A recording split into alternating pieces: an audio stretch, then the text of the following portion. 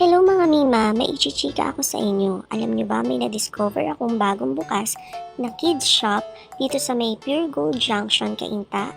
Yes, at sabi nila, balita ko, napakamura daw ng mga binibenta nila ditong items. Ano bang mga items nila dito? Mamaya, silipin natin.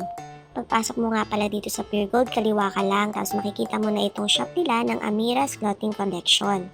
At dahil first day opening nila at ito may pa-food pa sila, meron din silang pa-photo booth.